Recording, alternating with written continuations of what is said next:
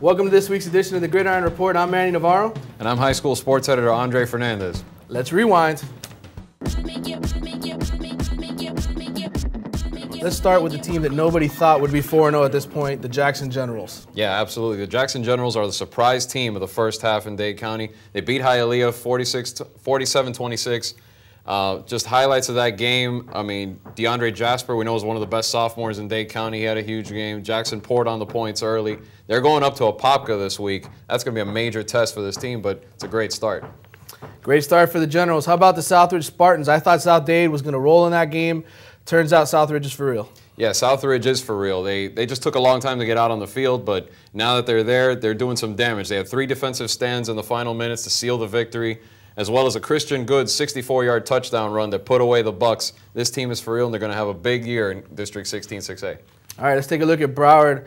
Andre, Miramar had a big win over Plantation to stake their claim as the best 6A team in the 954. But let's talk about St. Thomas Aquinas' showdown with Cardinal Gibbons. Wasn't much of a showdown at all. No, I mean, you always know that this is going to be a heated game. You know, it's a long-time rivalry going way back. But quarterback Jacob Ruddock threw 3 touchdown passes, and James White had a huge game, 105 yards rushing on 28 yards receiving to go along with it, 2 touchdowns. Basically put this game away in a hurry in the second half. 133-20 is the combined score of these first few games for Aquinas. Any other team would be surprised, but not them. That's right. All right, those were the big games from last week. Dre, who did you select as your individual stars?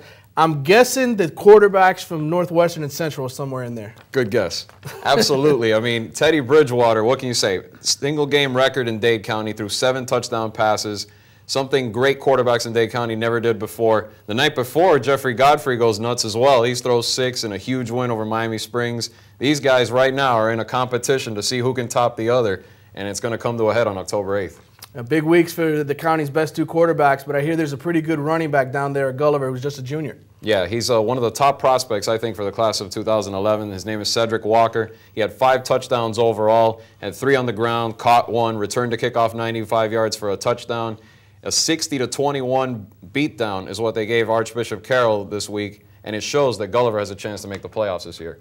All right, in Broward, we had a couple guys that stood out in American Heritage just win over North Broward Prep. American Heritage, you know, we kind of counted them out. We thought North Broward Prep, University, Pahokee would be the teams in that district. All of a sudden, Heritage comes up big, and mainly because of an 8th grader, Sony Michelle, that ran for 262 yards and 2 touchdowns. He had a first-half kickoff that he ran back 98 yards for a score as well. The Patriots are 2-2, and it looks like they're back in the mix. All right, those were the stars for last week. Before we get to this week's picks, I recently caught up with our Larry Bluestein for a chat about UM and FIU on the Recruiting Report. 17 commitments so far for the Canes. You look at some of the guys that were on the fence, Brandon Linder, Eduardo Clements. Right. Latest guy to join the gang is Andrew Tallman, the big defensive end, tight end. Talk a little bit about him and maybe some other guys that might be joining UM soon. Well, Miami hasn't had a chance to get a tight end in this of this caliber in a long time. This is a kid that comes from the Boston College area, Boston College High School, 6'6", 250 now, but he can get into the 270 range and be that Bubba Franks, be that Jeremy Shockey, be that Greg Olson, be that type of athlete that Miami needs at that position they haven't had a long time. One of the kids that I want to talk about is Ivan Sticks McCartney from Miramar. There's a difference maker. You know, people say, well, we have too many receivers. You never have enough receivers. Every year you have to come in and get a playmaker like that. Eduardo Clements, as you just mentioned. You know, in the past it was Georgia, Florida State. All of a sudden he's shifting gears and saying, hey, maybe Miami's not so bad. He's the type of guy Miami needs. Another Greg Cooper, great lines from scrimmage runner. Plus, he gets out in the open and he gets paired on a linebacker, and it's good night.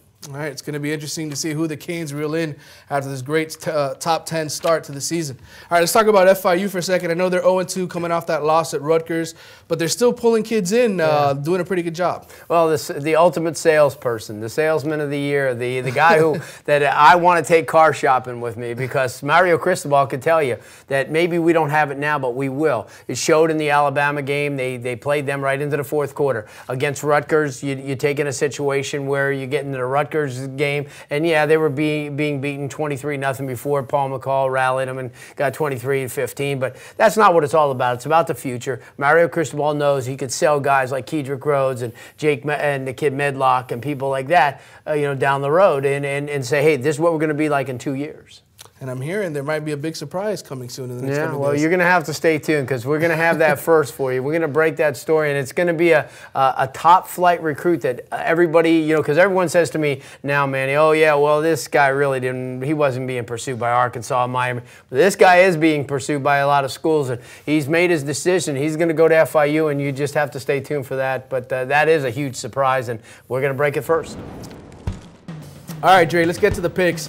I went 3-1 last week. You went 2-2. Picked up another game in the standing. So I'm up 2 now after a few weeks. What are you going to do this week? I blame Jackson for being that good. How about that? All right, let's talk about the big matchup between Booker T. Washington and Northwestern. Yeah, I mean, Overtown versus Liberty City. Whenever these two teams play, it's a game that kids in both of those communities, they grow up dreaming about having the chance to play in this rivalry. Both teams can win state titles in their respective classes this year, we know that. But I think Northwestern has a little bit of an edge, only because Booker T really hasn't gotten their ground game going in the first few games against a legit opponent. And this week, I think Northwestern's defense makes the difference. Yeah, I agree with you. I think the Bulls' defense is going to be too tough. Until the Tornadoes prove they're not one-dimensional, it's just not going to happen for them. All right, how about Central and Carroll City? Plenty of fan interest as always in this one, but the way the Rockets are playing right now, they are on a mission. 133 points combined the past 2 games. That's only the beginning, especially with Carroll City's defense a little bit banged up right now.